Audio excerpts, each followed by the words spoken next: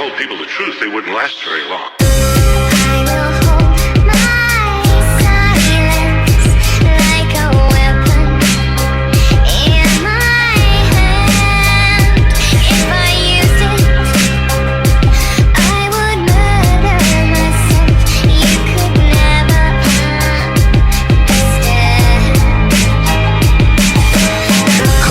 Came ashore greeted with nothing but niceness, sailing west in attempt to find golden spices, dominated by the popes and frenzy for ISIS. The Catholic Church expelled Jews and claimed it was righteous. The first man to see land would get a reward and get a yearly pension for life, clearly from God. A young sailor saw land, said we isn't far. Columbus lied, said he saw it the evening before. They touched ground, they were greeted by the Arawak. Columbus had them locked up as prisoners in an hour flat. He wanted to find a source of gold, and that was that. And when they thought that wasn't fair, then he stabbed they back. When there was no more gold, he took slaves instead and left 250,000 Indians in Haiti dead. The men died in mines, the women died at work, the children died from lack of milk and they died in the dirt.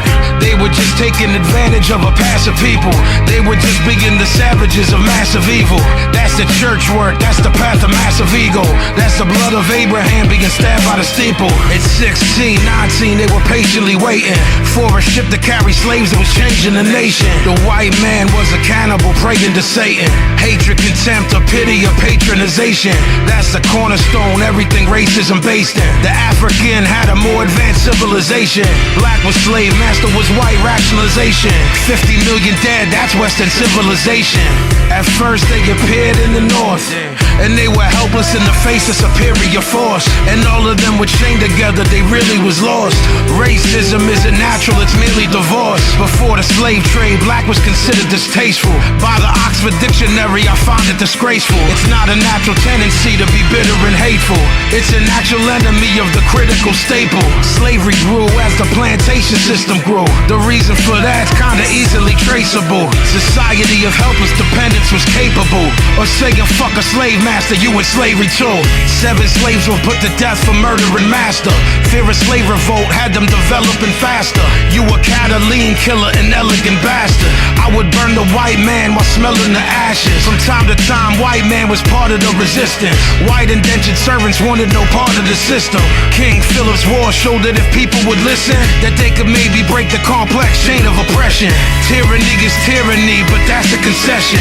But the women, they was treated like that of possessions. Black women had it work cause they was abused. That's the white justification of Aryan blues. The next move was to dominate the Mexicans. James Polk dominated them like they was next to kin. He sent Colonel Cross to lie to them and let them in. 11 days later his skull was crushed, so message sent. We take nothing by conquest, that was the mantra. The military wasn't human, they were just monsters. Henry David Thoreau refused to pay his taxes, denounced the Mexican War and got locked in shackles. The 20th century opened, anger re-emerged. Reality of ordinary life was being heard. Anarchists and feminists came from factory work. Communism, socialism seemed to be rebirth. War is the health of the state is what Bourne said. And if you was born around that time, you was born dead. The Espionage Act had people confused, cause it was double talking, they didn't know how it be used. Supposedly it was an act against spying. Du Bois noted that was bullshit and they was lying. Charles Schenck was arrested in Philadelphia for printing and distributing leaflets cause they was helping you. He was indicted, tried and then found guilty, and spent 6 months in jail. Don't that sound silly?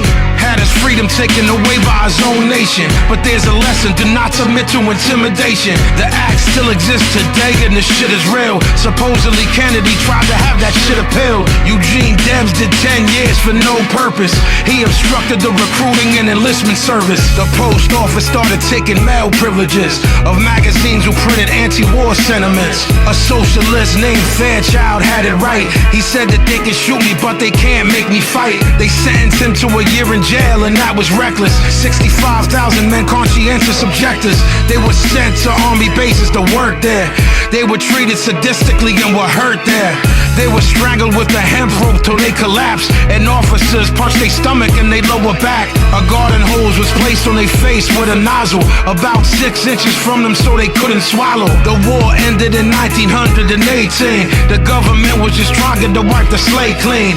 Hemingway wrote Farewell to Arms. Dalton Trumbo wrote Johnny Got His Gun. The war was over, but they didn't learn their lesson.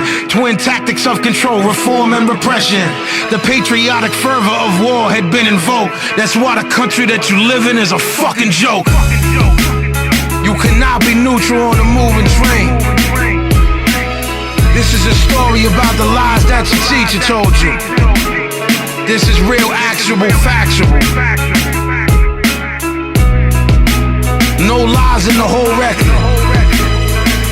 If you don't believe me, look it up.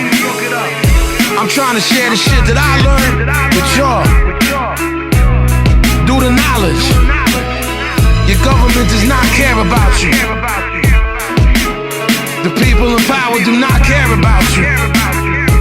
Understand that. Power to the people.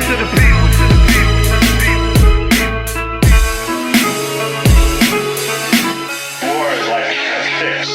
You know, you get high on war. We won. And then you're down on the ground again. And you need another fix. You need another war. Why do you think we've had war after war after war after war? Every war they say, this is the end. This is the last war. In World War I, they said, this is a war to end all wars. And then, not long after that, was World War II. And then soon, the United States was waging war in Korea and then in Vietnam. If you study history, what you learn is that wars are always accompanied by lies. Wars are always accompanied by deception.